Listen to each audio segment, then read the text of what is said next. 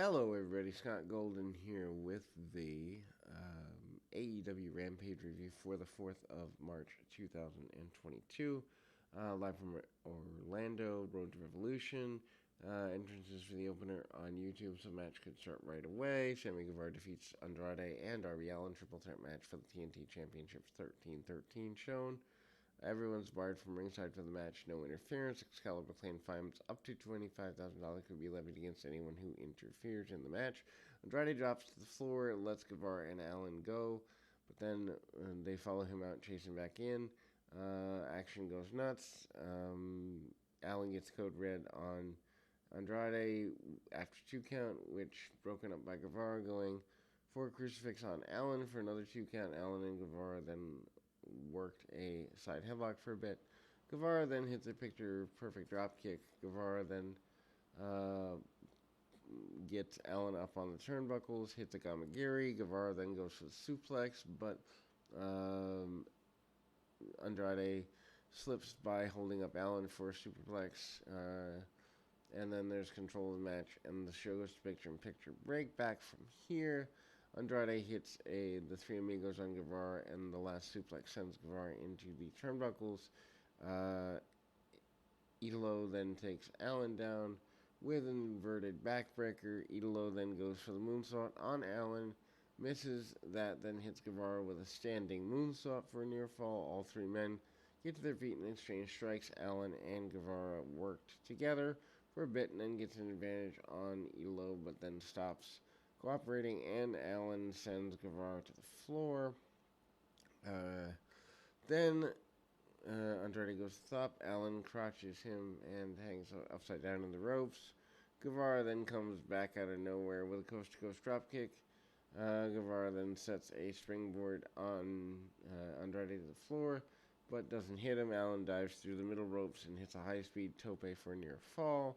Allin returns to the ring. Guevara catches him with a small package for a near fall. Rapid fire to near fall between everybody involved in the match. Andrade rolls up Guevara for one and then deadlifts him into a powerbomb for another near fall. Finish is interesting. Allin hits the flip stunner on Andrade and then goes right into the GTH, but Guevara can't make the cover. Allin throws him off and sends him into the ring. Top nails a coffin drop on Andrade, but before Allin could cover, Guevara comes back off the top with the senton on Allin, throws him out of the ring, and covered Andrade for the win. Interesting three-person triple threat match stuff. I'm not a fan of triple threats, but at least they did different things that haven't been seen 10,000 times. Post-match, Guevara tries to shake hands with Darby, but Darby is having none of that and leaves the ring. Alex Abrahantes cuts a promo for Death Triangle, and Pac and Penta are there. He challenged the House of Black to a trios match with Abrahantes' third partner. House of Black accepted with a promo on the video wall. Lights go out and then they come up. House of Black is in the ring, but Abrahantes clarified. Third man isn't him, but it's Eric Redbeard. Redbeard runs in and even the odds in the ring, followed by a gaggle of security guards. Everyone's separated. Angle sets up for the pay-per-view. Not necessarily sure that Eric Redbeard is the way I would go, bringing people back, but at least they tried. Anyway, Scorpio Sky and Dan Lambert have a backstage promo. Lambert makes a deal with Tony Khan. Scorpio Sky will get TNT title shot on Wednesday at Dynamite, and Lambert brings Paige Van Zant to the pay-per-view on Sunday to sign her AEW contract. Keith Lee defeats JD Drake, 6:51. Why is this match so long? I love JD Drake, but there's no reason for that match to go that long. And then, Powerhouse Hobbs joins the commentators table to observe things. Hoss fight, a couple of chops, Drake, and then Lee nails him with a pounce as he goes to commercial. Back from the break, Drake hits a cannonball on Lee in the corner, follows up with a moonsault for a 1 count. Drake comes off the ropes with a crossbody, but Lee catches him, hoists him up, and on the shoulders, and then big bang catastrophe for the pinfall. Most of the match happened during the picture-in-picture and during the break. After the match, Drake's friends try to help him. CM Punk promo taped after Wednesday's Dynamite. Punk's white T-shirt is caked in blood from the angle and dry blood. He says MJF can call him PG Punk all he wants to pretend Punk isn't the same guy he once was, but Sunday Punk is going to walk MJF like a dog. Punk then beat MJF until his own mother doesn't recognize him and leave parts of him all over Florida. Punk will become a monster on Sunday because he's CM Punk and I'm better than you. Anyway, really good Punk promo, not a big surprise there. Tony Schiavone interviews Jay Cargill and Mark Sterling, bragging about putting the contract that Cargill can't be touched within 48 hours before the pay-per-view match, and since Friday's less than 48 hours on Sunday, Ty Conti can't jump her with a pump kick after Andrade provides distraction.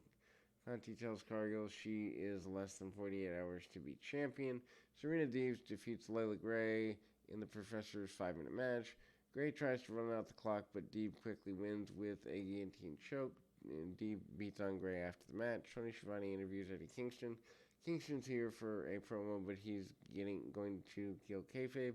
Doesn't mentioning kayfabe on the show kill that. Kingston promised to leave Jericho laying in the ring, and then tells Schiavone that the catering has good peanut butter pie.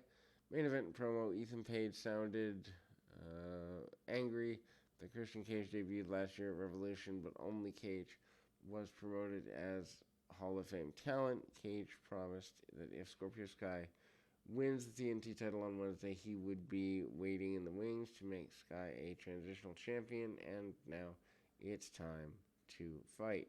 Then we go Christian Cage defeating Ethan Page to advance to the Face of the Nation deal, or the Face of the Revolution.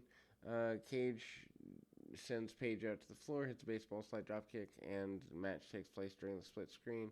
The battling for a bear hug.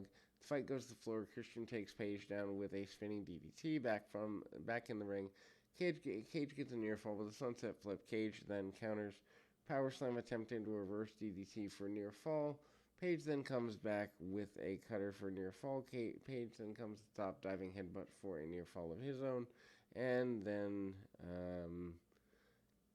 Cage then manages to go for a spear. Page charges at him and hits a flying shoulder tackle and blocks for near fall. Page then goes for the Ego's Edge, but Christian escapes and hits a spear for 2. Cage then goes for the kill switch, but Page countered and sends Cage into things shoulder first. Page then goes for the kill switch and goes for the pinfall. And obviously, so after the match, Jungle Boy and Luchasaurus come out to celebrate with Cage's victory. Young Bucks and Red Dragon run out and follow and make fun of the champions. O'Reilly and Matt Jackson each manage to steal one of the title belts. Red Dragon and the Young Bucks begin to argue about who would win on Sunday. There is a dive that ends the show, and overall, it's not a bad version of this program. We'll be back with more right after this.